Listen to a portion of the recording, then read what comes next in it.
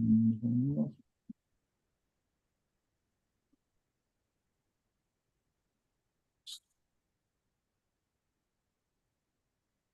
we're up and running. So, welcome everyone.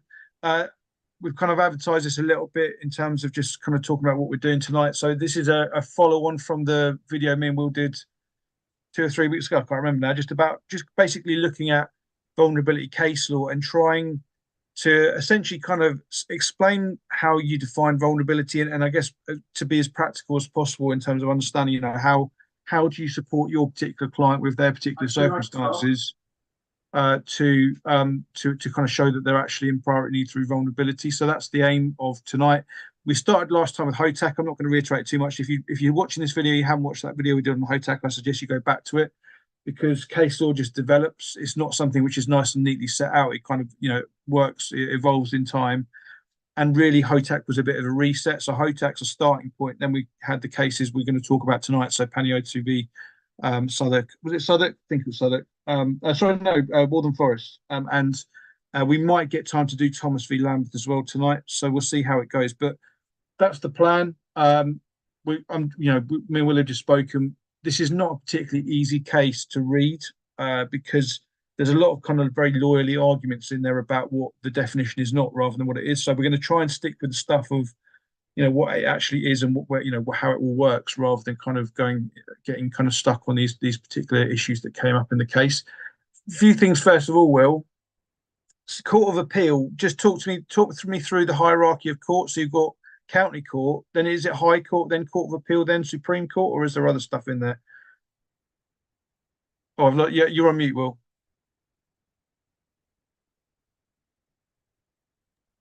You've got County Court and then High Court and Court of Appeal, then Supreme Court. But you can go straight from a lot of these cases going straight from the County Court to the Court of Appeal.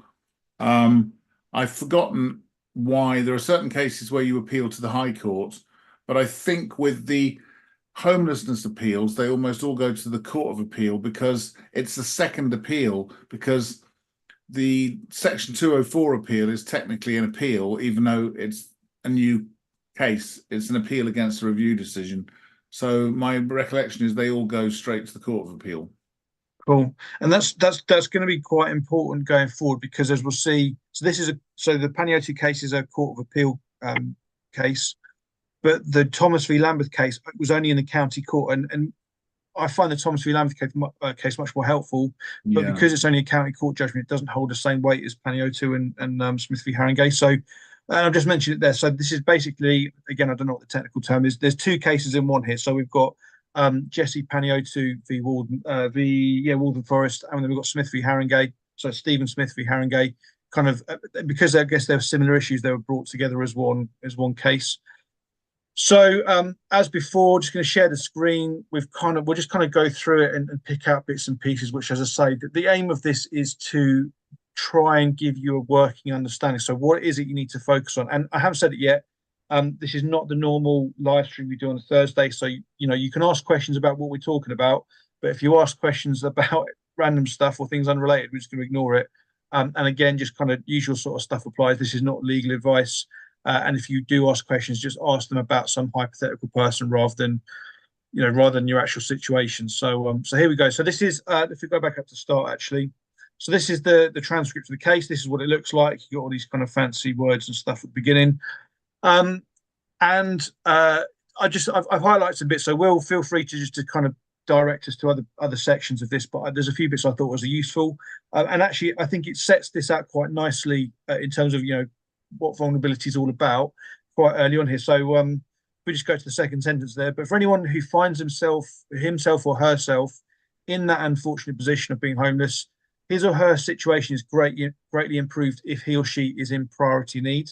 In such cases, a local housing authority has a positive duty to secure accommodation for such a person, either temporarily or on a long-term basis, rather than simply providing advice and assistance. So knowing whether someone is in priority need is critical. Now, this case is 2017, so it's the year before the Homelessness Reduction Act was enacted or published, or whatever the right word for it is.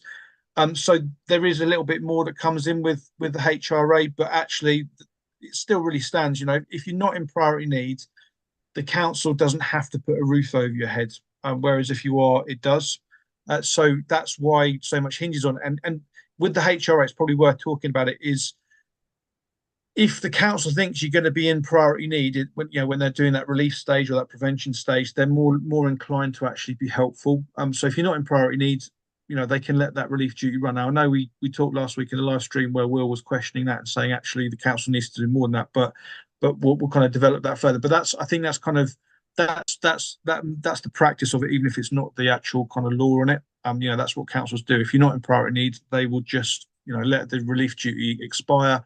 They haven't housed you, they end it all, and there's no further duty applied to you, owed to you. So yeah, so this is why it's so crucial, and I guess why this is so complicated is that there are certain categories of people who are automatically in priority need where it's just easy to prove. If you've got dependent children, it's easy to prove. Here's their birth certificates, they're dependent on me, whatever argument done. If your house burns down, you're automatically in priority need. You just point to your house and say it's burnt down, that's mine, and you kind of it's not that difficult. But this definition of vulnerability is just very complicated. Whether it needs to be, I don't know. But as we saw in HOTAC, what we are essentially doing is we're comparing our real world client, who's a living, breathing person, with a hypothetical, ordinary, healthy, and robust person. And effectively, what we're doing is we're comparing the harm that our client is likely to suffer if they're homeless versus the harm that any ordinary, healthy, and robust person would suffer if they were homeless. But this case adds a bit more to the HOTAC definition, which is why we're talking about it, I guess. So, because although it's very clunky in my opinion, it does kind of give us some helpful bits and pieces. So, and obviously we'll just chip in whenever you want to. So, yeah, if there's something you want to talk about specifically, just highlight it. But if we just go through the bits I've highlighted early, just to kind of give us a bit of focus. So this highlighted bit here is really kind of making it again, just kind of going back into the history of it. So before the HOTAC case, there was this case Pereira. We talked about it last time, and that's kind of that's all got thrown out the window by this stage. And the reason I've highlighted here is that you for anyone who's been in the sector for any length of time, you kind of accidentally fall into using expressions like fend for yourself or those kind of old school terminology, which in one sense you shouldn't, because immediately they're not quite the right definition. So if you're new to this, it won't mean anything to you. But we're not talking here about fending for yourself if homeless, because as I say, that's kind of been debunked in these cases for reasons it's not that important. But that's where we're at. So yeah. And again, this is just kind of kind of going back over the HOTAC case within this judgment, just to kind of set the scene. So in the HOTAC case, Lord Neuberger, I think you pronounced that, said that someone is vulnerable under Section 1891 if they're significantly more vulnerable than ordinarily vulnerable as a result of being rendered homeless. So it's affirming that. And if we just quickly go to Section 189, just to kind of set this stuff out, it's probably helpful as well. So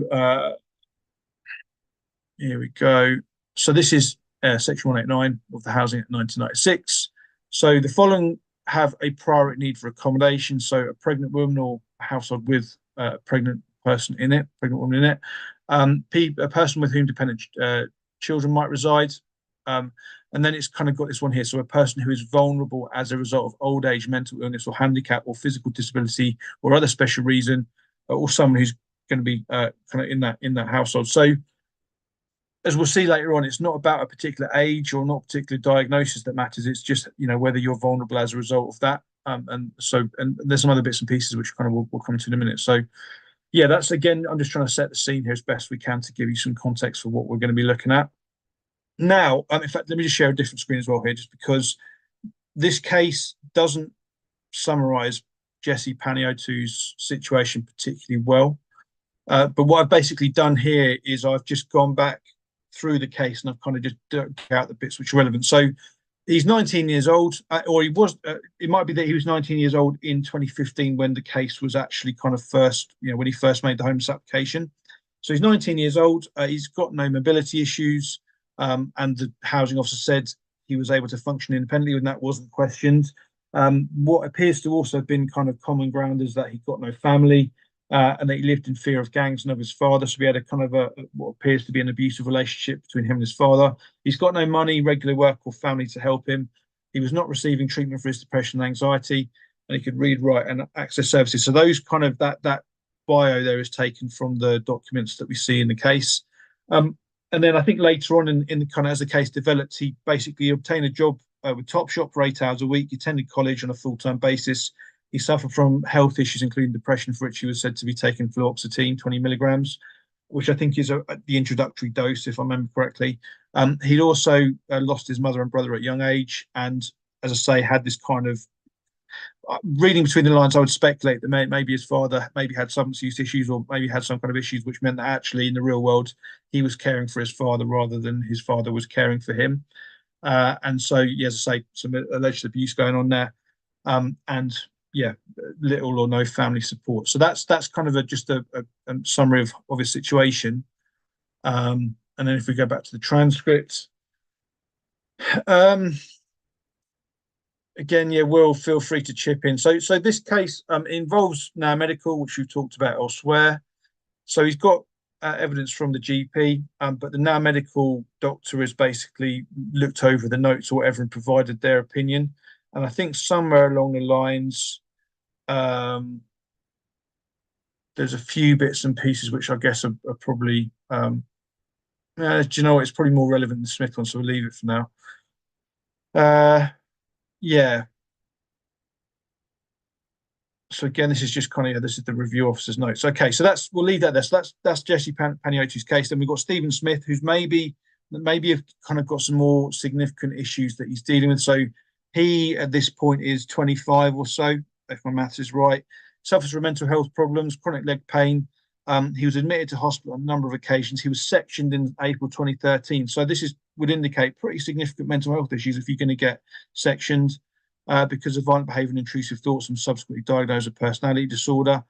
In June 2013, he was admitted to hospital following a drug-infused episode. And just to remind everyone, it's not a moral test. None of this housing law is a moral test. It doesn't matter why you had mental health issues. If they were, made worse by drug and alcohol issues, that's not relevant.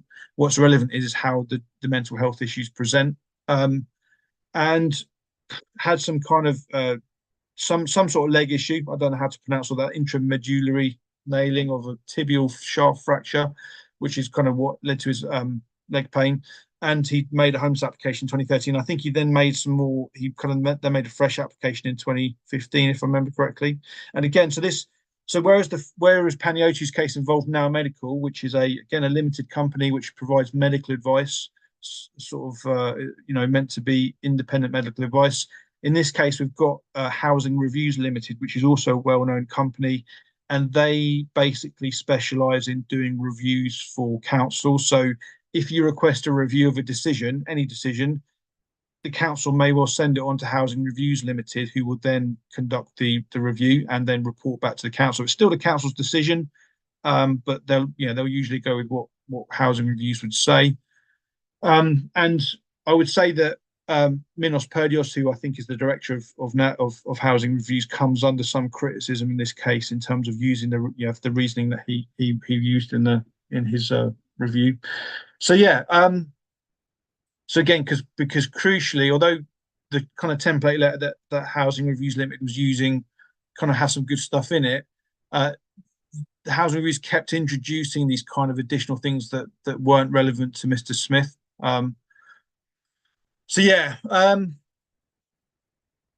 here we go. So I'll just read the highlight bits. In determining that Mr. Smith was not vulnerable, Mr. Perdios accepted that he had emotionally unstable personality traits and suffered from low mood, but said that this did not render him vulnerable since he did not need overnight care or any assistance with the activities of daily life, and there's no evidence of psychosis. So this is a classic Housing Reviews type argument of the time. I don't know if they still do it, but basically they'd say, well, you've got X and Y issues, but they're not A and B issues, therefore you're not vulnerable. And actually it bears no relation to what the actual person's issues are. And the judge in this case made that point a bit further on. So again, there's some more details that kind of go through it, but yeah, but then so it lays out what the situation was, and then it gets to the actual nitty gritty of these cases. And we're going to try, as I say, to stick to the bits which are relevant to trying to support people, to show people in priority need, rather than just the kind of the the legal arguments that were taking place here. So I think there's two issues, if I remember correctly, that was kind of brought up here. So one is, what does significantly mean? So if we go back to HOTAC, you're in priority need if you are significantly more vulnerable than an ordinary, healthy, and robust person would be if homeless. So which kind of leads to the question, what does significantly mean?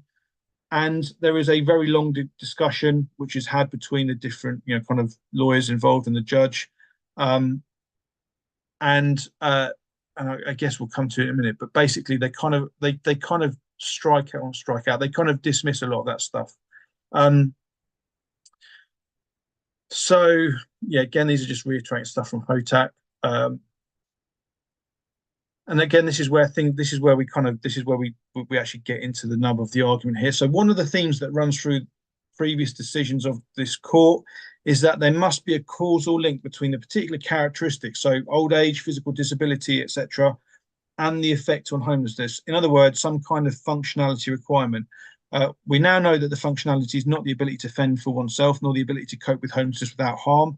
But if it is not this, what is it? The nearest that Lord Neuberger came to providing an answer for this is saying in section 1891 is that it is concerned with an applicant's vulnerability if he is not provided with accommodation. Now, you will often be working with people who have accommodation, who are still legally homeless or are threatened with homelessness or whatever.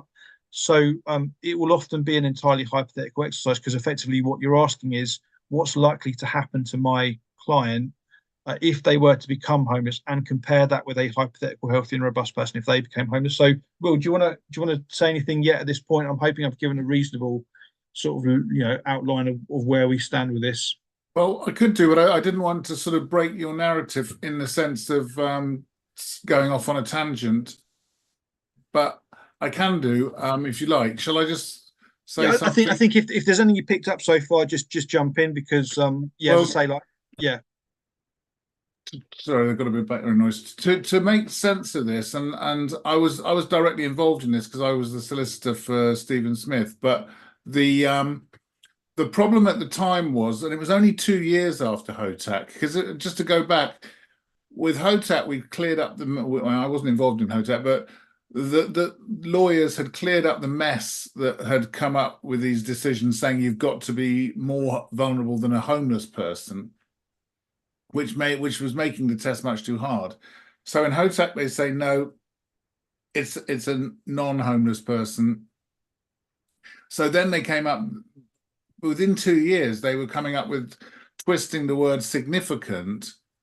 So you had to be significantly more vulnerable than an ordinary person. And so that it meant that you had to be sort of massively more vulnerable.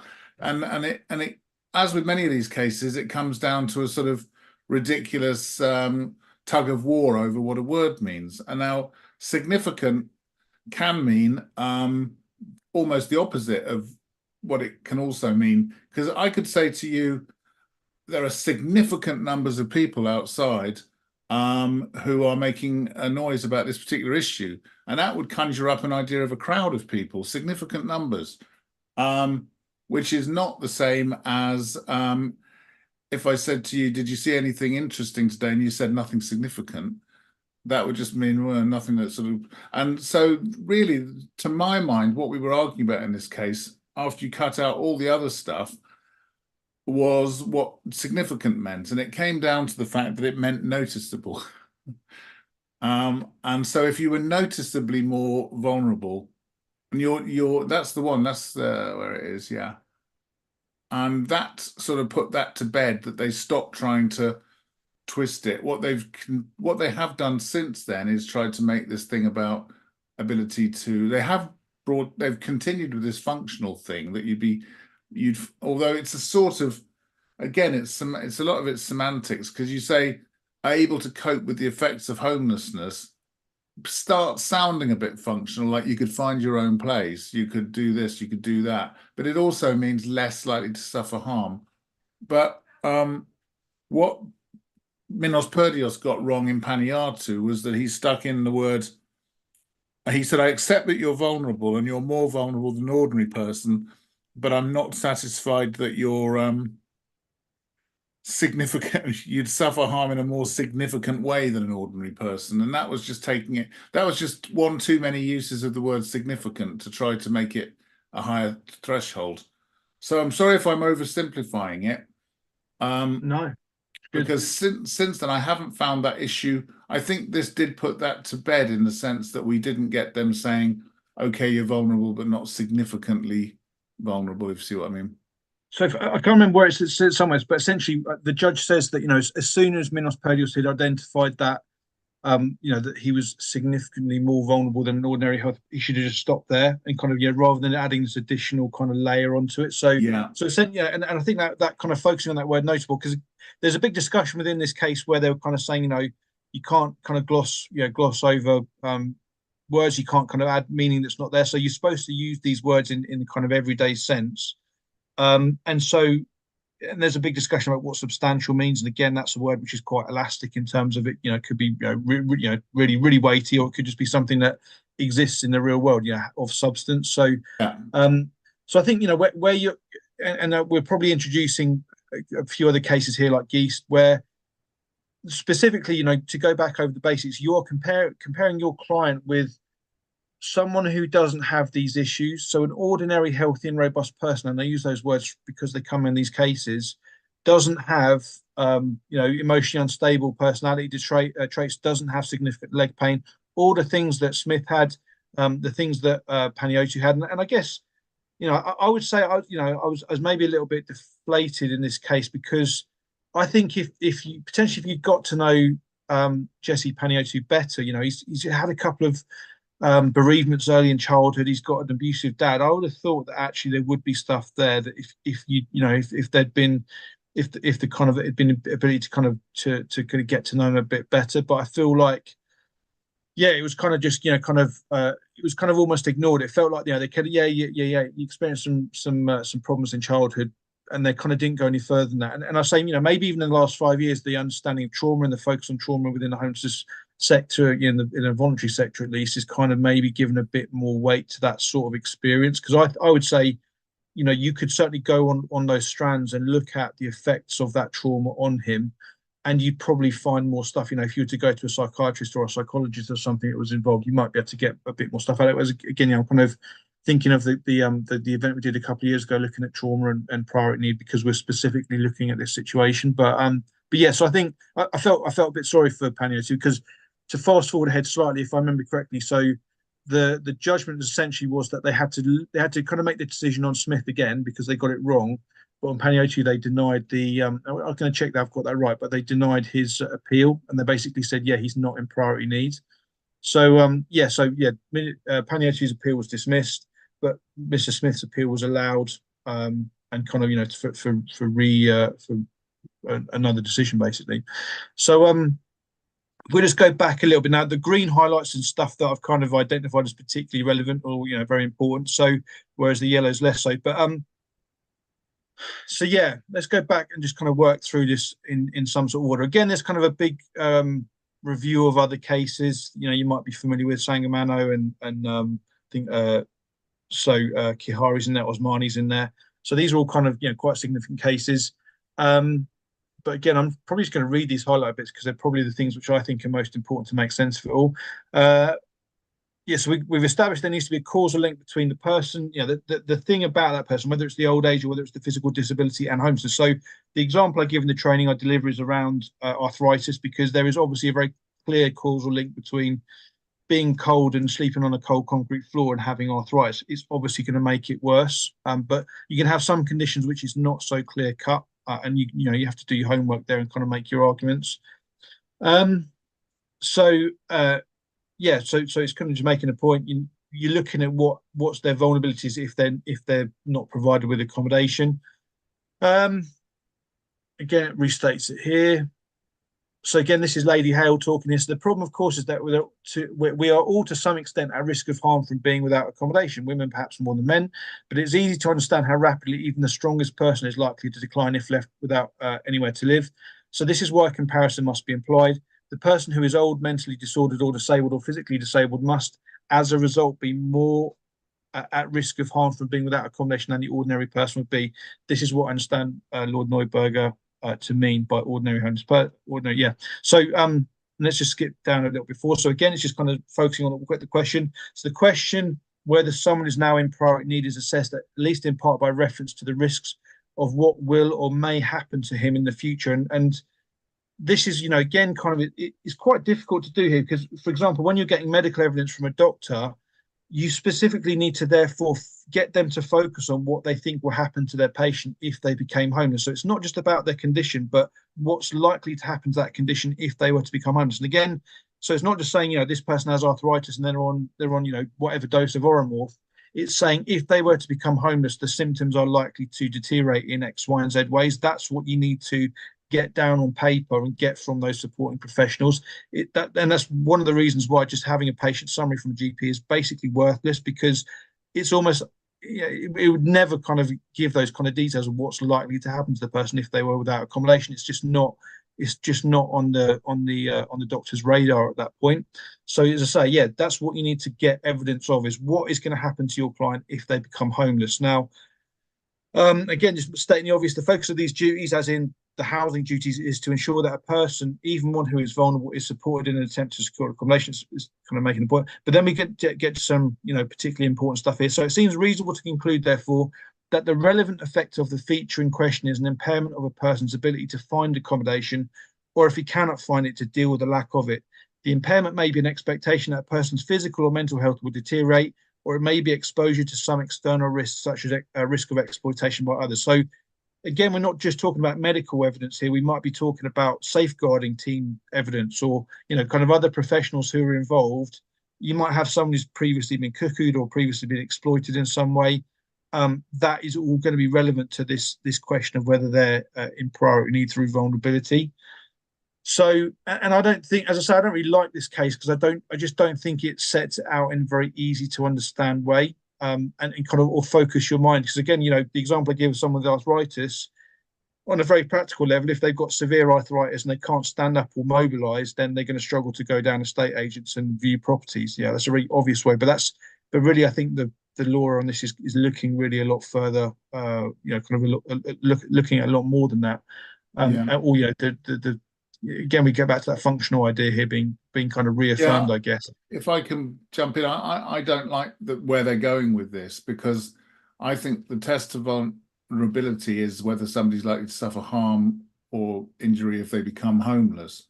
It isn't about their ability to find accommodation, because they're two separate things. And the danger, and a lot of local authorities have taken the bait on this and come up with things saying, well, you may be likely to suffer harm, but you can take steps to find accommodation, so we don't think you're vulnerable.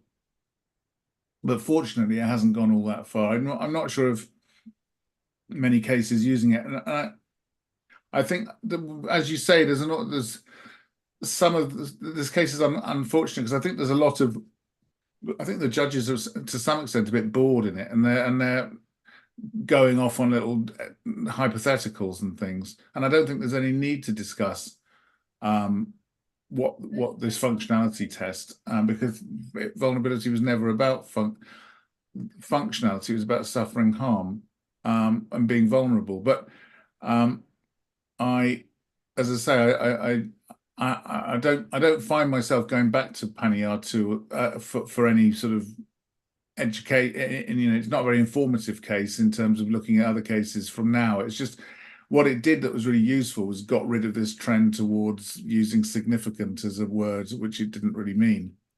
I mean, there is obscuring the meaning of significant. I would say that it does get slightly better in terms of being more practical. So, and again, I'll just kind of go in the highlight bit. So is the person susceptible to significant harm? A demonstrated liability to a real or serious risk of significant harm from homelessness thus renders a person vulnerable. So in one sense, that's kind of giving the definition in a nutshell. It still leads to lots of other questions, but so really, is there something about your client which stands out from an ordinary, healthy, and robust person, which is likely to get worse? Now, bearing in mind, most things get worse if you're homeless, whether it's mental health issues or physical health issues in a lot of cases. So if there's something which exists, pre-existing condition of some sort, which is going to be made worse by homelessness, then you're already kind of looking at that. But if we go a bit further down, there's an even more helpful bit. And again, this just makes the point. In the case of a person who falls within the category of old age, the focus is not on his or her chronological age, but on the effect of the old age on his or her ability to deal with being homeless. So again, it's bringing in that functional bit again, but it's just kind of making a point. There's no sort of cut-off point or starting point for being in priority through age. And again, it's just highlighting the fact, you when you consider this, it's taking into account the support that is available and likely to remain available if you're homeless. There was then a bit of a tangent on some other stuff, but this is where I think we can actually have something a bit more useful going forward. So in other words, the question to be asked is whether, when compared to an ordinary person, if made homeless, the applicant, in consequence of a characteristic within section 1891C, would suffer or be at risk of suffering harm or detriment which the ordinary person would not suffer or be at risk of suffering, such that the harm would or detriment would make a noticeable difference to their ability to deal with the consequence of homelessness. So horrible sentence, but within that you've kind of got this bit here, which is there something about your client which is going to get worse in a way that a healthy and robust person wouldn't? That's the test. And as we've kind of already discussed, that is where you stop. You don't continue kind of adding kind of further kind of goalposts and targets and hurdles into it. As soon as you have something about your client which is going to make them significantly, as in noticeably different from a healthy and robust person in terms of how they deal with homelessness, that's going to lead to some sort of harm. So that harm might be worsening mental health issues. It might be increased suicidal ideation. It might be increased pain. It might be reduced mobility. It could be risk of exploitation, increased risk of exploitation. All of those kinds of things are harm in themselves. You don't have to have someone. And again, we've seen this in a few cases where they'll come back and say, well, you've not actually killed yourself yet. So, it's not relevant yet. So, just to make the point, suicidal ideation in and of itself is a harmful effect. So you would effectively cross this threshold with something like that without the requirement to actually kind of make an attempt on your own life. So that, as I say, that within that, you've kind of got the bare bones of it. And if you kind of do a bit of grammatical exercise on this, you can kind of break it down. In fact, I might just share a slide from the training we do just to kind of demonstrate this point, because it's hopefully kind of just makes it in a bit more simple terms. If I just find the right one, bear with me a second. Here we go. So nearly there. Yeah, here we go. So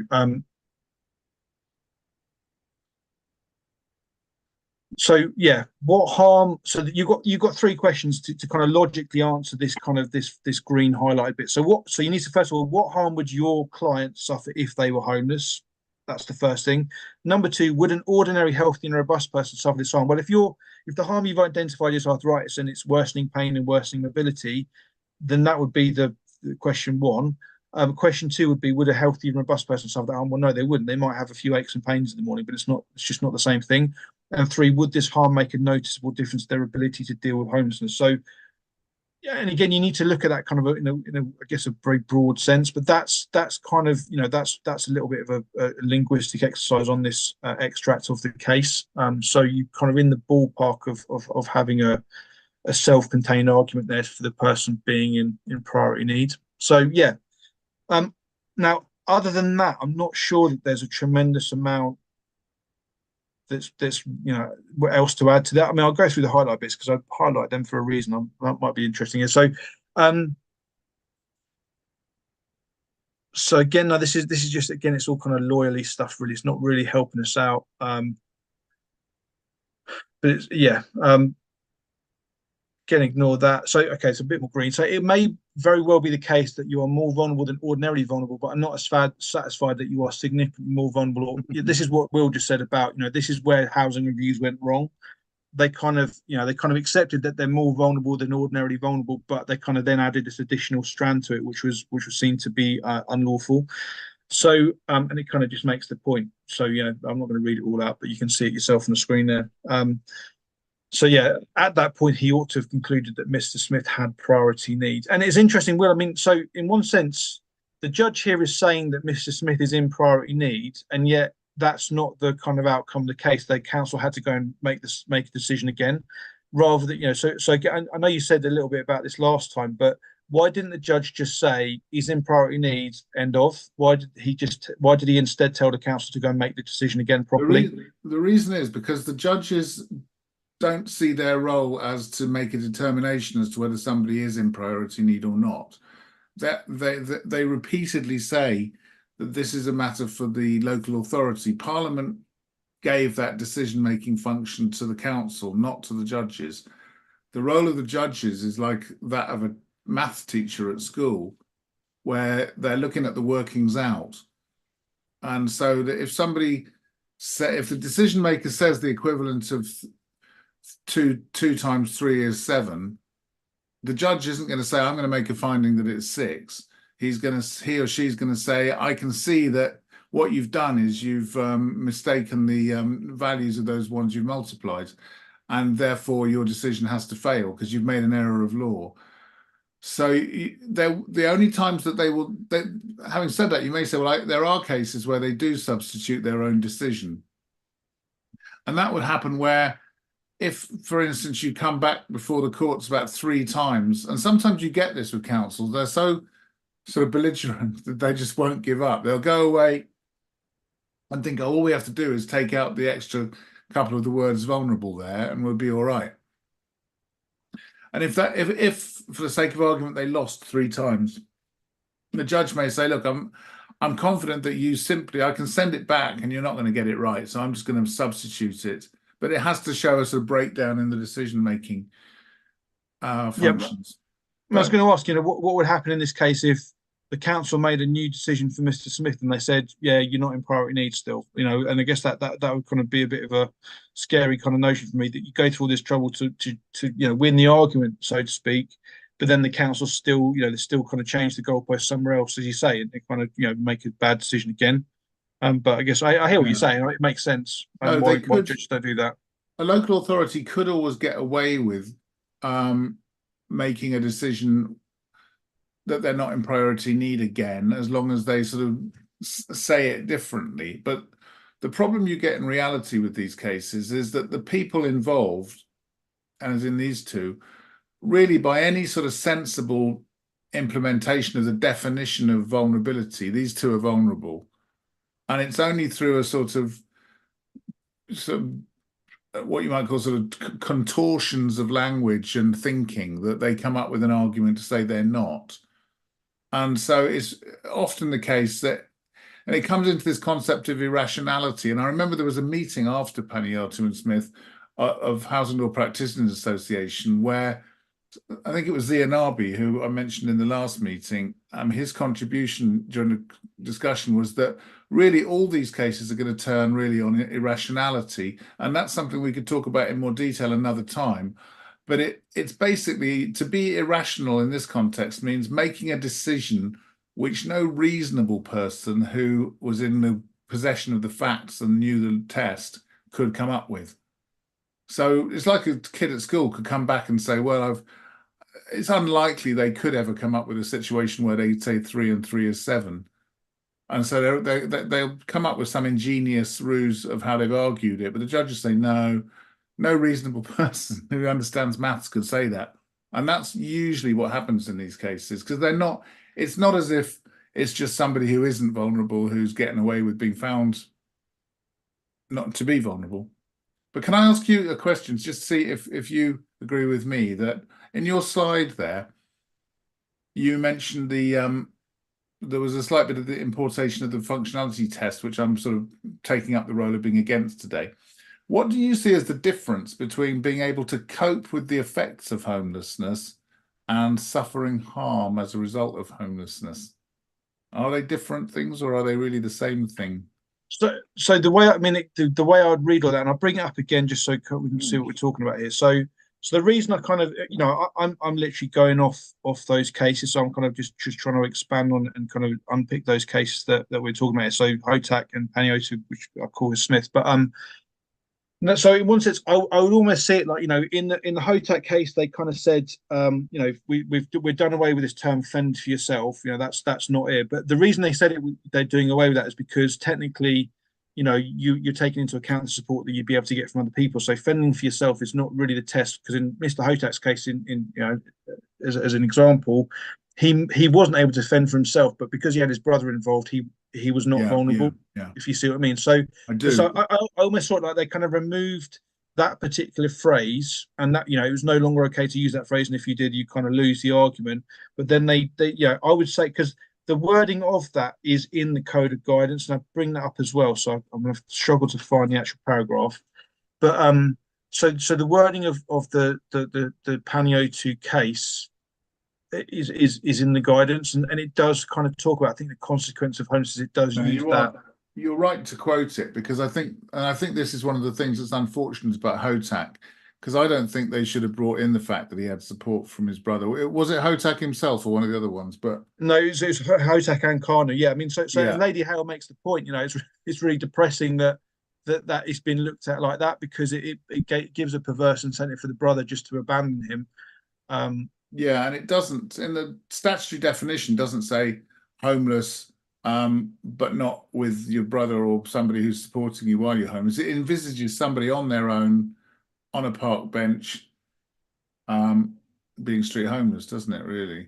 But Yeah, then so you're this right.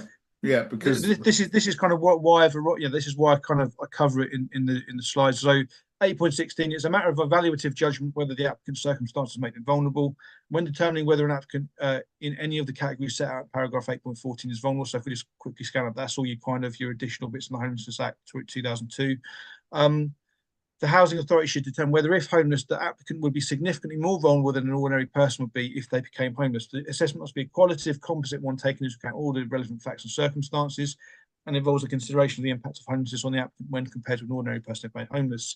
The housing authority should consider whether the applicant would suffer or be at risk of suffering harm or detriment which the ordinary person would not be at risk of suffering, such that the harm or detriment will make a noticeable difference to their ability to deal with the consequence of homelessness. So that's why that's why I've included it within that.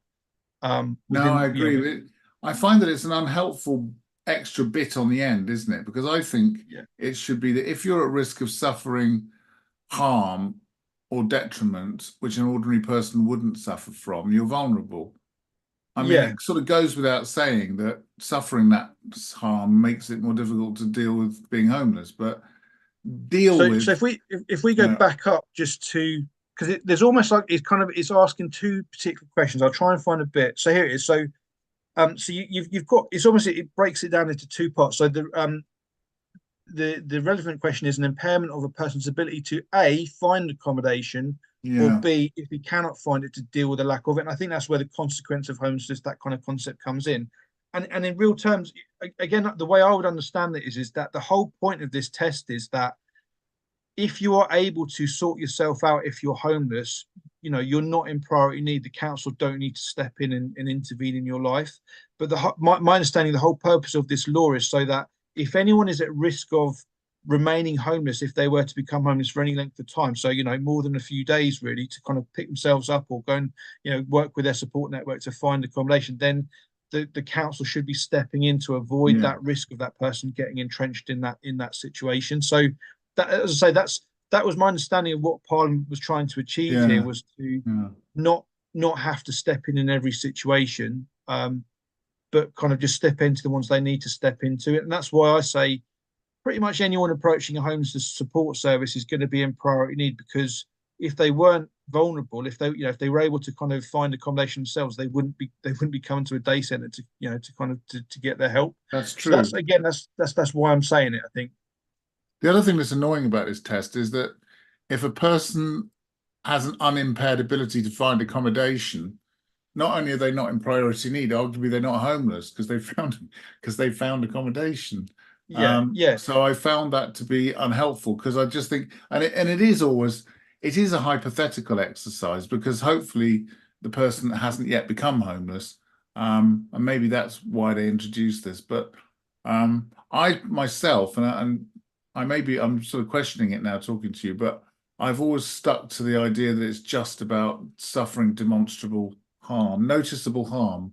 well, I think it kind of is, because if you think about it, if you or I are helping someone out, by definition, they've not been able to find accommodation. That's why they're talking to us. Yeah, And so you're then in this second kind of arm of this sentence. So if you, yeah, to deal with the lack of it, which, so, and again, it's deal with the lack of it in the sense that they're not going to get worse. You know, there's not a pre-existing susceptibility to harm that they have that a healthy and robust person wouldn't have that's going to get worse. Yeah. So I think, yeah, it's annoying that it's annoying that they didn't try harder to make this kind of more clear cut, because the kind of complexity of it means that lots of people who are vulnerable are kind of, they're kind of forgotten about. Just incidentally, just someone, Martin in the comments there, just made the point. It doesn't surprise me, just because we talked about someone's house burning down before as being kind of automatic priority need. So one council has decided to interpret the priority need as only those who are council tenants, with PRS tenants told to contact their landlord and not helped by a council officer. Just to make the point, that's, that council's acting unlawfully. There's no kind of differentiation between private tenants or kind of council tenants in that situation. This is what you're up against. I mean, that's Yeah. why the courts are dealing with sort of almost sort of something out of a comedy sketch, because you think, are they really suggesting that the meaning of the word child is, not limited to somebody under 18, that if you have a parent, you're a child. So, I don't know, those sorts of arguments. I mean, the good news is that the Thomas v. Lamberth case, which, I mean, have you got another half an hour or so Oh to yeah, talk about that? yeah, no problem. I think the good news is that the Thomas v. Lamberth case is much more helpful in the real world. So if we come to that one now, so I've not got anything else to say about this. Can I just say a little parting thought on Panu and Smith as we move away from them is that I think that the good news is that the potential for more sort of Tolkien-esque navel gazing type discussions about vulnerability that you see in that case, that I think, and also to some extent in Hotak, none of which seems to be particularly based on firm foundations. It could have gone either way, and it's just somebody made a slip of the tongue, and they get the opposite decision. But fortunately, though, that hasn't sort of had long-term implications, and a lot of the stuff that's come afterwards, to my mind, has been a lot simpler in dealing with priority need, and it's partly because I think that a lot of the politics of homelessness law has shifted since 2017, or since 2010. It's been shifting as local authorities discharge into the private sector, and it's no longer a gatekeeping exercise to stop people getting the limited housing from social housing, which is what they had to give before. The tools of priority need and intentional homelessness have not been as important. So most of the litigation now is about suitability. It's not so much about intentionality and priority need. And when you get an argument about priority need, it tends to be a simpler one. Yeah, I mean, I would be interested to know. I have a feeling, this would be my speculation here, that you say that as a solicitor operating in London. I can well believe it. I think in those kind of more rural areas, or not necessarily rural, but kind of further away from London, I think that priority need arguments are still live and kicking. Okay. Because well, I've seen some nightmare ones. Yeah. But hopefully in a sort of more, because I found that dealing with Hotak and Panu and Smith, even though I was involved in, I remember going to a conference with the barristers on Smith, and I just thought, I cannot understand what they are talking about. I'm supposed to be a lawyer, but maybe that says more about me. Well, I think it's certainly what's frustrating is they certainly haven't, given that it's given that it's largely lay people who are not lawyers that this affects the most. It's frustrating that they haven't kind of boiled it down into some more straightforward definitions. So moving on, that was my parting thought. But let's talk about was it? So Thomas v. Lambert. Yes, this is a nice case. The good news about this case is that it's only 9 pages long. The bad news is that I've highlighted almost all of it because it's almost all really relevant. So and again, I've mentioned this already. It's only a county court judgment. So although I use it in my casework, it doesn't have the same weight as the Panu case. For instance, in one sense, none of this is taken up into the code of guidance, whereas the Panu case was, the wording of it was.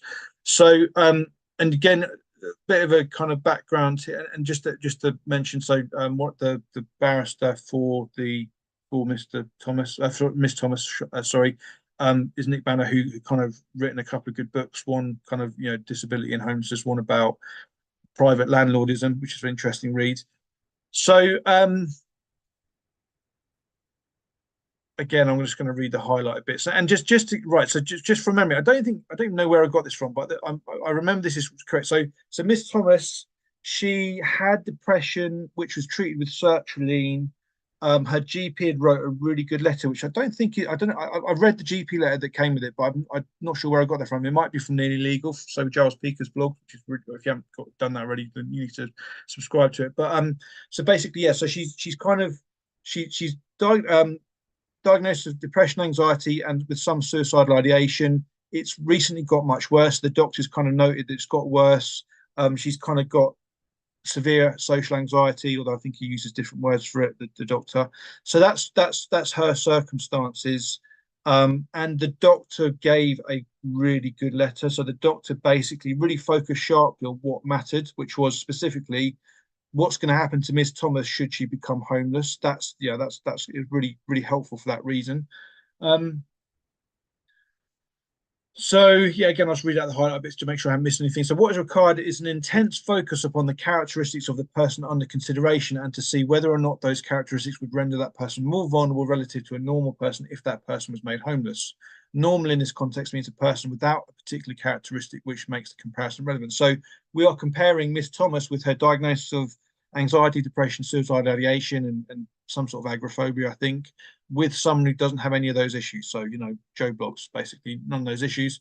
And that's why we see with was it now medical or housing reviews in this case, but essentially why the evidence they gave to the council was unhelpful because it didn't focus on what was actually going on with her. So yeah, no, sorry. So yeah, this is the doctor's letter. Sorry, this letter isn't here. So kind of gives an outline. So she's 31 years old.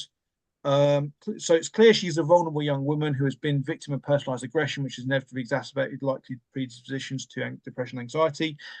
She's attended our surgery this week with suicidal thoughts and a ramping up for anxiety. There are prominent problems for her getting out to me. Social contacts with signs of hyper-alertness, hyper-arousal, or exaggerated fear of people, whether strange or familiar. As a consequence, her coping strategies are significantly compromised at present and she will not cope with being homeless. There is a very high likelihood of a further deterioration in her mental health due to homelessness. Now, as I say, really good GP letter. The only bit that wasn't worth anything was this bit here. So what if you get a professional to say my client is vulnerable, the council will immediately say that's not your job to say that. That's my job. Shut up. They'll take that kind of line with it.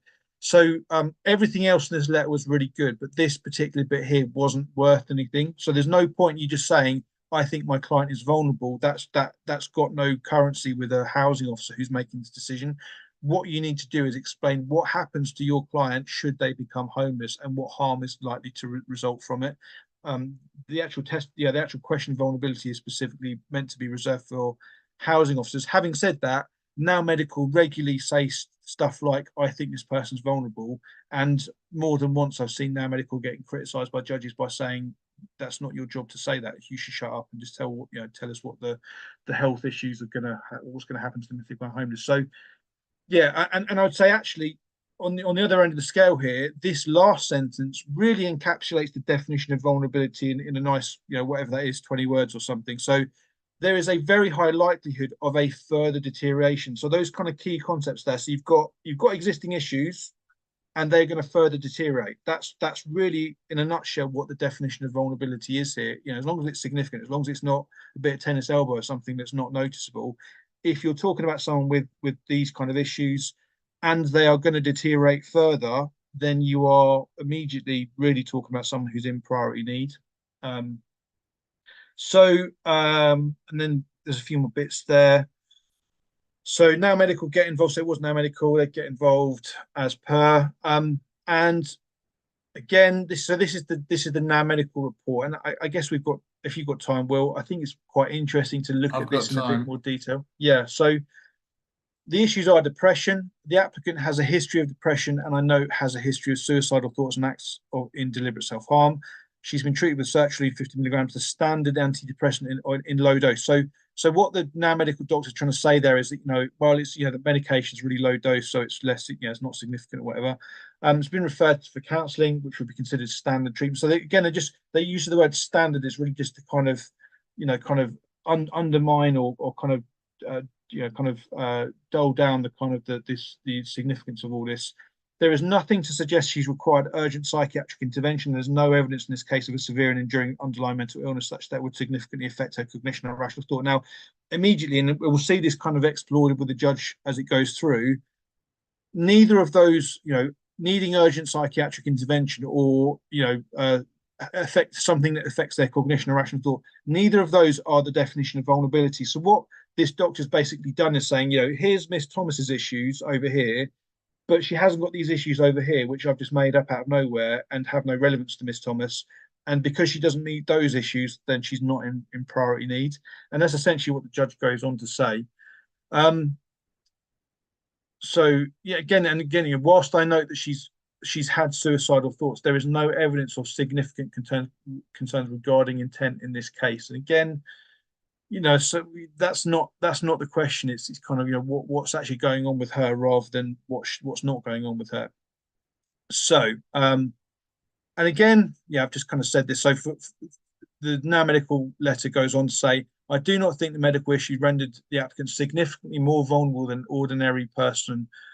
So that's specifically not for the doctor to say that. And I think now medical doctors probably know it's not for them to say that. I think they do understand what the law is. So they know that they shouldn't be saying that. It's probably what I'd guess from that.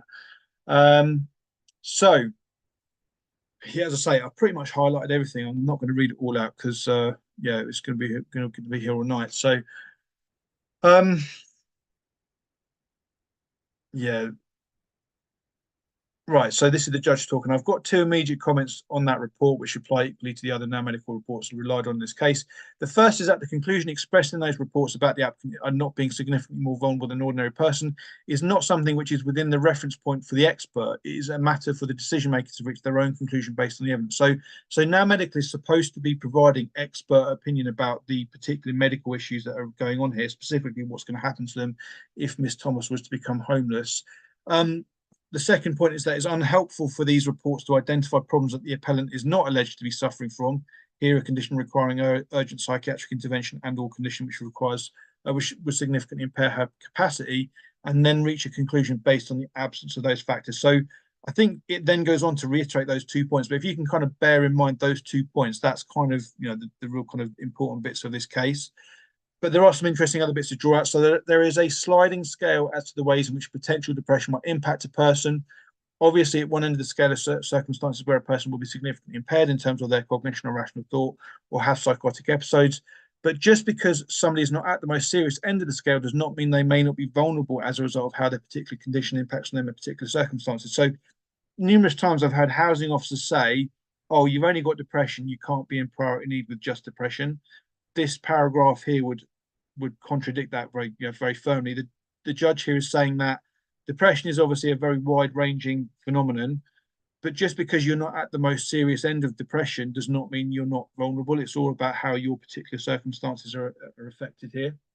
And crucially, it's kind of funny, but it's not, because I'm sure Miss Thomas wasn't having a good time with all this, but none of the reports from Now Medical address the particularity of the appellant's circumstances. So again, I'm not going to read it all out. I've kind of said it already. But they haven't actually applied themselves to what Mrs. Thomas's situation actually was. They've just talked about something else. And it is unfortunate, and I think made the job of the reviewing officer much more difficult, that the review officer was not given the benefit of a medical opinion which actually addressed the particular circumstances and particular consequences to the applicant of her condition. Appellant, sorry. It might have helped had someone.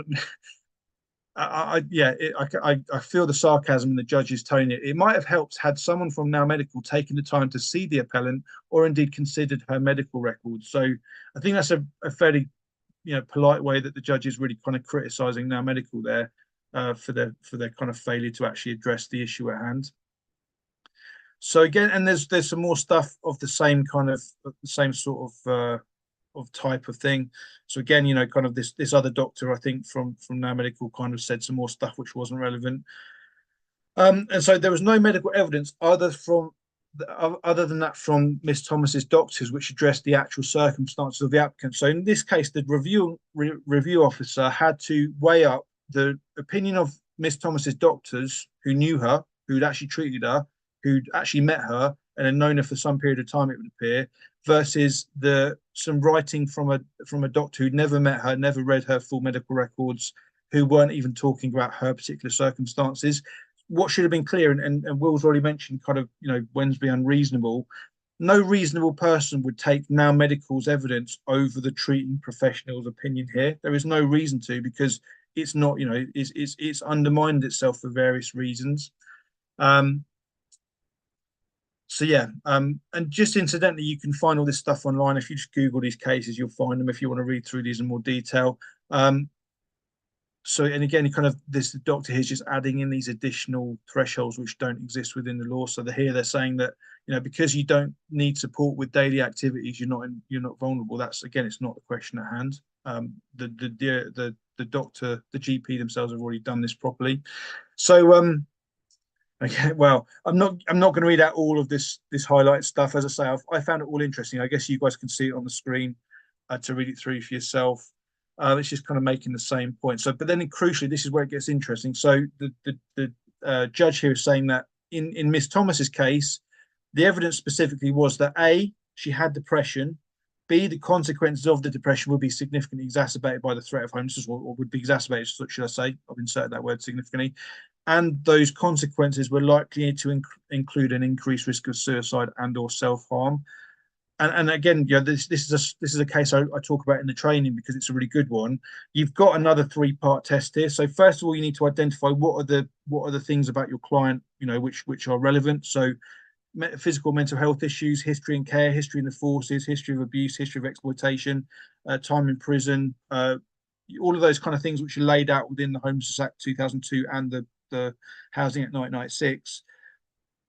So that's your kind of first part. So you identify those issues, and then ask the question: would the consequences of those issues be significantly exacerbated by the threat of homelessness? So, if the issue is some kind of mental health issue, PTSD or something, then you kind of lay out what the consequences were. Hyperarousal, insomnia, substance use, flashbacks, all those kind of things, and then ask the question: would those consequences include risk of suicide, or any harmful effects, basically? And again, the answer is probably going to be yes. So yeah, you've kind of got that there, which I think, that's the end of it really. But that's if I just share the slides again from the training I do, just to kind of, I've written it down probably a bit more coherently than I just said. And close it down. I'll just get it back up again. Bear with me. So yeah, here we go.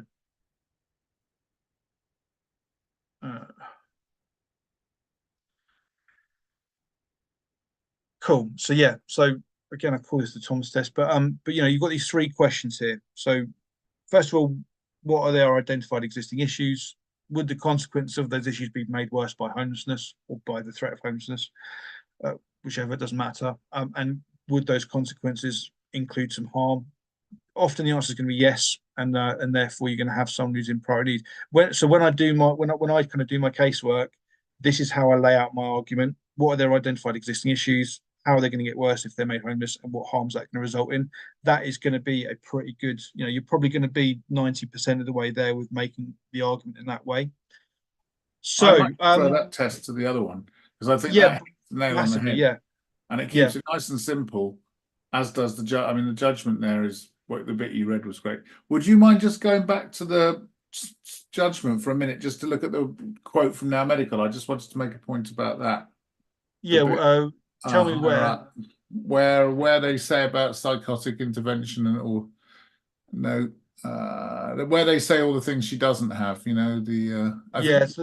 do it a few times. But let's go back up here. That's it. Because the couple of points I'd make about this: number one, they didn't stop doing it after this. Number two, this is just a standard piece of text that they use time and time again. I've had this chunk of text in my cases where I get the file, because what Now Medical do, which you don't necessarily get the feeling for on this, is that when you get the file from the council, you get the actual Now Medical report, which isn't very much longer than that chunk of text you're looking at there.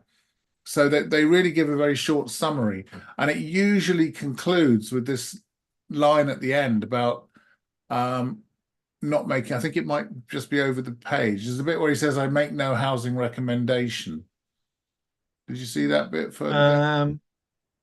Yeah, I make no grounds for recommendations on specific medical Yeah, grounds. Yeah. and that, as I see it, is one of the fatal mistakes that Now Medical and those instructing them make, is that nobody's asking Now Medical to make a recommendation. They're there to give medical advice. And what the reviewing officers do, and a lot of decision making, a lot of challenges are exercises in the decision maker trying to adopt the decision of Now Medical and make it look as if it's their own decision when they're really just copying and pasting that. But if you go back up the page a bit where they've talked about the condition, where they said, look, it starts off with the issues are depression. So that's it. That should be the end of the discussion of the medical, because that is a recognized serious medical condition. The next question should be, what harm would you suffer from it? And then you look at what he had, the qualifications they add. I mean, I know I'm sort of expanding on what you've already said, made perfectly clear, but it's just ridiculous that depression isn't recognized by them, but what is some sort of condition which means that you have psychiatric, you need urgent psychiatric intervention. So that involves some sort of psychotic breakdown, some sort of mental breakdown, and also a complete lack of cognition and rational thought.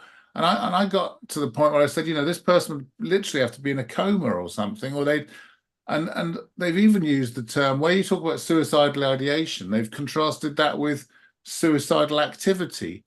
So you've got to be sort of undergoing a complete breakdown, lacking capacity, but also sort of demonstrably trying to commit suicide in order for these people to treat you as vulnerable, which again brings us to the point of irrationality, that nobody could sensibly expect that. But unfortunately, reading between the lines of this, that is what they are doing.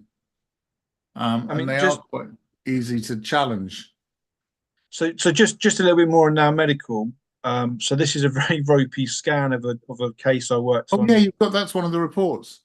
Yeah, so this is what Now Medical report looks that's like. it, because you see how short I've obviously redacted it. So yeah. I mean, I think if I understand it correctly, this costs £35. So you imagine how much time a doctor spends writing a letter that's they're getting 35 quid for. But I just want to draw your attention to this last bit, the small print, which basically says, Doctor, whatever his name was in this case, has not reviewed the applicant's medical records and has not carried out an examination of the applicant. So it just makes the point that, if you actually look at what information they'd had risk assessment, which by the way didn't exist in this case. There was no risk assessment done by the council. Referral form, as far as I know, that didn't exist either, because it wasn't provided in the subject access request, nor was a care plan. So in one sense, I'm not quite sure really what was actually being looked at in this case. My guess is there was just an email from the council to Now Medical where they just laid out some unhelpful bits of detail, rather than anything actually official. Because the reason this is again from the training I do, but so basically in this case there was a consultant psychiatrist, consultant maxillofacial specialist, consultant in fact two consultant psychiatrists who'd already given very detailed evidence, and that was not put in front of Now Medical. Now Medical didn't ask for it, which is, if I remember correctly, there was a case which I'm not going to be able to remember right now, but natural fairness should dictate that Now Medical should be curious and should kind of go out looking for more information. So if there's mention of a medical report somewhere, Now Medical should go and read that medical report and then give reasons why they don't agree with that medical opinion of someone who presumably probably knows the applicant much better than Now Medical do. So yeah, or if they don't, the council should be doing that.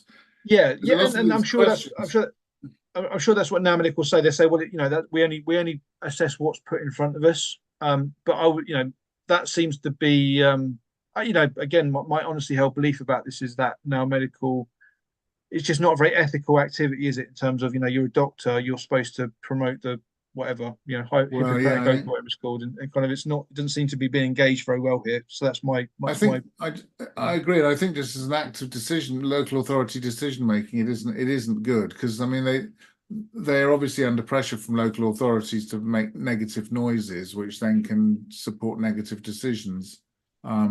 I have seen the odd Now Medical report where they have said, you know, I can't comment on this. You give me so little that I can't comment on it. And even Yeah, I've even seen one where they said they were vulnerable. They thought they were vulnerable. so when we did the FOI of every council, when Shannon did the FOI of every council in the country, there there was a small number of cases which suggested the person was in priority need. And interesting, because when we asked the question, we thought we were going to get it, we're going to get knocked back. But by the way, I'm just putting a very helpful YouTube video into the live chat done by a guy called Nicholas Nicol, which Will, you told me about a few weeks ago. Yeah. And this is a barrister who's basically talking exactly what we're talking about here about Now Medical, but he basically goes into the logical fallacies that they get tied up in. But yeah, so with that, do you know what? Let me see if I can share the the FOI stuff. I'm not sure it's huge, but let's see what I can do here. So I mean, yeah, just to kind of make a legal point here. So when we asked Now Medical the questions, which was essentially, how asked the council how many times did you use Now Medical within a set period, how many of those letters you got back suggested the person was in priority need or recommended the person was in priority need. The correct answer to that should have been Now Medical doesn't recommend findings of vulnerability. They only give medical advice, but only one council out of 400 or so actually picked up on that fact and said, oh, we don't get recommendations from Now Medical. So it was interesting just how even like the local authorities' use of that data suggested that they were very hot. They're just rubber stamping it. Yes, let's see if I can share here. That's going to be useful. It's probably not in a format which is very easy to share yet. Yeah, it's not. It's not. Well, let me. I'll share it just to see if you guys can make sense of it. But so to say, this is Shannon's hard work here. So we asked about Now Medical. We also asked about housing reviews. But so here the questions are up the top there. So it was all for 2022. So we get a kind of period. So how many homelessness cases were referred to Now Medical? Of those cases, how many concerned vulnerability? C, of those from the vulnerability supported the conclusion that the individual was vulnerable. And of those, how many were then found to be vulnerable? So Bedford, as an example, 9 cases were referred to Now Medical, 3 of which were about vulnerability. 2 actually recommended they were vulnerable, but then that led to 0 priority need decisions being made. So, you can see the councils that use the most at Enfield. There's 173 were sent, 148 were about vulnerability. So you can kind of see what sort of proportion of these different figures are kind of resulting in them. So, yeah, as I say, I'm going to do a video about this at some point just to kind of, actually kind of share that stuff around. But there's a whole industry in this kind of providing evidence for councils around vulnerability. And as you've said, Will, it's not good business to recommend everyone being vulnerable because the council won't use you. So you kind of it's not. 2 things to say. One is I exchanged emails with Nick Nicol this week and invited him to come and talk with us on a future broadcast, and he expressed a willingness to do that. So that'd be great. Yeah, hopefully we can have a meeting with the 3 of us where we can talk about some of the issues. The other thing I would say, just as a based on these cases, the practical things I've learned from 30 years of challenging priority need vulnerability decisions, and I'm still learning all the time. One thing I've learned more over the last few years since Smith and Paniatu is you just have to go out and get that independent evidence. You can't rely on GPs. And to be fair, I mean, I could have a go at criticizing GPs because I think the standards that I've seen anyway, that's another story. But and it's difficult. I mean, as a patient, I find it difficult to get an appointment with a GP. And anyway, but they don't tend to be good at writing housing letters, and to be fair to them, they get asked all the time and they don't want to do it. But if you've got and we're usually talking about mental health problems here, people with demonstrable physical health problems who are sort of in a wheelchair or walking with a crutch will have much less difficulty, I think, with priority need and vulnerability. But you need to get psychiatrists for people with mental health problems, and the Legal Aid Agency will pay for psychiatrist reports. But even then, the point I'm going to make, and this is the simple one, is don't try and get into an argument with the council. Oh, yes, he is vulnerable. Oh, no, he isn't, because it's their decision. And you're not going to be able to go to a judge and say, look, we've been arguing about this back and forth, and we want you to make the decision. Will you tell us whether this man is vulnerable? Surely, on all the evidence, you must think that. And a judge will say, I can't do that. You can't ask me to do that. It's not for me. If you can't ask me to substitute my decision for that of the judge, if for the council. If you did, I might well, I'm not even going to tell you what I would do, but that's a different question. What you need to do is just get that evidence and show what the council would have found out if they'd asked instead of asking Now Medical to write one of their, you haven't had a complete breakdown messages. If they'd written to the GP and said, or the psychiatrist, or commissioned somebody and said, this person suffers from depression. Now, we all know that depression stretches from a sort of healthy response to a bad day on the one level to sort of Kurt Cobain at the other end, sort of blowing your brains out because you so can't cope with reality. Sorry to trivialize it like that, but or vulgarize it. But if they'd said, where do you put this person on the scale, and what do you think will happen if they become homeless? And then we say they didn't do that, and this is what they would have found out if they'd done it, which shows just how wrong they got it. And it's not about them reaching the wrong decision. It's just that they put themselves in a way that they could never have reached the right decision. And that's where you win.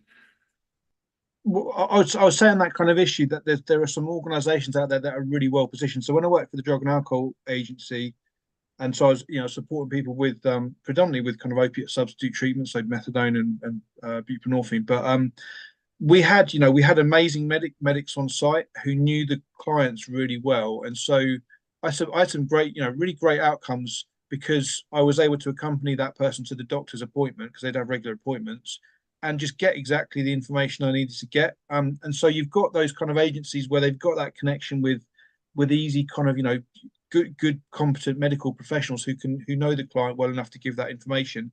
That becomes a real easy win kind of situation. So I'm thinking of the drug and alcohol agencies. I'm thinking of street outreach agencies who are supposed to work really closely with mental health agencies. Well, you should know the name of the treating professional, and you should be able just to explain to them why it's important that they provide a good amount of information. Again, so discharged nurses from hospitals should just be like shooting fish in a barrel. It's not difficult. If you've got someone with real issues, it's going to probably get worse if you made homeless. So I think those would be the kind of those agencies. If they're not managing to do that, I would say, without being horrible, they're just not trying hard enough, or they're just not realizing that they can make a difference. Because as you say, if you actually do a competent job of laying out the facts and kind of saying what's going to happen to that person, and kind of making sure the evidence it does exist, is available, then you can't really lose. It's quite difficult to lose if you've done that. In the Lamberth case, it's only one or two sentences from a professional, which the council just can't get round, and they can't get Now Medical to say, well, they may be likely to suffer harm as a result of their medical condition if they become homeless, but that doesn't mean they're vulnerable because they're not in Broadmoor, So I think Mike has just made the point on the chat there, just saying that basically, what's going to happen. So, you have to kind of show that the person's mentally incapable to kind of cross the threshold, and by which point the housing officer says, oh, well, you don't have capacity to make a homeless application, so we don't have to help you. Yeah. Martin's made that point on the chat. Yeah, I was just reading it out. He's absolutely right. Because they say, well, you've got capacity, so you're not vulnerable. And oh, whoops, so you say you haven't got capacity, end of application. Yeah. It's the same sort of thing we've seen, like, where they say, well, you're well enough to get here today, so you must be fine. And obviously, if you're not well enough to get there, then you don't have to make the decision anyway. I'll give you a quick example, if I may. This was on suitability, but it shows you how much the councils will fight this, and how stupid the discussion is. There was a case I was doing this week where somebody turned down a property because it had stairs. And she got a report from the doctor which said she has a back problem and she's worried she won't be able to climb the stairs. Now, you'd think that's sort of the doctor saying, yeah, she's got a back problem which makes it difficult for her to climb the stairs. But the council said, aha, no. The doctor hasn't said, I think she can't climb the stairs. So the doctor's not actually giving a medical opinion on the ability to climb stairs. And I had another one where they went through all the medical records and they said, look, all the doctor's doing is writing down what the client says. He could be making any of this rubbish up. The doctor's just acting like a scribe. But then the judge said, well, the doctor's not just going to write any old rubbish down. They're writing it down because they think it's relevant. But you've really got to expect the most absurdly difficult responses from the council. I mean, it'd be interesting. I don't know if it'd be possible, but it'd be interesting to kind of have have a bit of a panel discussion event where we've got a couple of experienced medics there who would be able to sort of say, well, these are the principles we work with when we write a note. This is why we'd say X and Y and not Z. So I think I just wonder if there's a number of kind of questions that would be good to answer if we got quite a few heads together. So you mentioned kind of Nicol being interested in doing an event. I think because something that I'm aware of, and it's slightly off piece, but it's kind of relevant, is that I think I want to do an event on trauma as a disability. So disability is an impairment which has a substantial impact on your day-to-day function. The reason I'm interested in doing that is because the charity sector doesn't, they're kind of talking in these terms there. They recognize trauma as being real and all that sort of stuff. But actually, if you then tie it in with a bit of legal protection for someone, as in, if you actually started treating people who are traumatized, who you're saying are traumatized, actually have a disability and therefore need to be treated, better, effectively, then you might actually have a bit more, it might be a bit more fruitful in terms of supporting the client group. So, where you've got in inappropriate placements and stuff like that with TA, actually, if you look at trauma as being a disability, you would potentially avoid that. So yeah, but I don't know. I mean, I'm interested to see trauma as a medical condition giving rise to vulnerability. Yeah. I think trauma as a trauma isn't in itself a medical condition. It's a process by which you suffer side effects, which are medical conditions. Yeah. Yeah, I mean, I think kind of talking about in those terms of kind of kill two birds with one stone. If you're talking about how trauma affects people, and whether you tie it down to a medical diagnosis of, I don't know, adjustment disorder or PTSD or something, that's kind of helpful, but it's not necessary, I don't think. But I think actually it would be a useful discussion to have. As I say, it's on my list of things to do. But yeah, cool. I think I've said everything I want to say about these cases. As predicted, we haven't kind of got as far as Geest yet, but seems like there's probably a handful of like smaller cases which would be useful to do in a part 3. Geest being one of them. But I said to you before today, just kind of Crossley v Westminster, Kelly v Westminster are both interesting cases around vulnerability. There might just be some other kind of small cases we could throw together into one meeting. Will, I don't know if you're up for that. I'd be happy to or something. We could keep talking about vulnerability until we find something else to talk about when we've exhausted it, because there's lots of things like I'd quite like to talk about irrationality and just challenging decision making generally. But and suitability. I mean, God, that's Pandora's box. Yeah. Okay. Well, so let's keep going. Yeah, thanks again for your time, Will. So, just for those out there, so Will is working on some videos for his channel, and we're going to do some live streams on his channel at some point soon. So we'll let you know what's going on that. But if you're not subscribed to it already, I just think, Will, do you want to put a link in the chat? But so is it Will? Is it Will Flack Law, or is it just Will Flack? I think it's the William Flack Law channel. Hang on, I haven't posted on there for a while.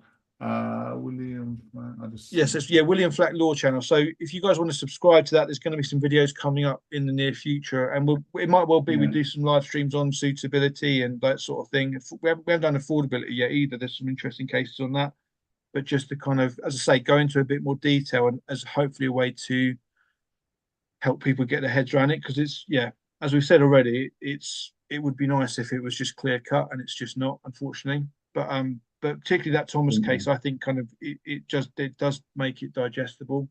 And it does. That's a really good. If you want to understand the law on homelessness, that is sort of on priority need and vulnerability. That is a really good place to start, rather than like we did. You might end up giving up if you try to get your head around HOTAC and penny or two. Yeah, it's worth saying. Yeah, because we've gone through the evolution of it. In one sense, you can kind of sort of jump to the end of it, really. Because each case is already accepting what happened before them in the series of cases we're talking about. So yes, it's probably a helpful way to look at it. So something like Geest, as we'll see, is actually it's pretty darn helpful. as is Thomas. So yeah, cool. Thanks, Will. Okay. Yeah, you here this Thursday, Will, for the live I stream? should be, yeah. Cool. Well, I'll see you then. Okay. And yeah, be in touch about some other stuff. Nice one. Okay. Bye. Thanks everyone for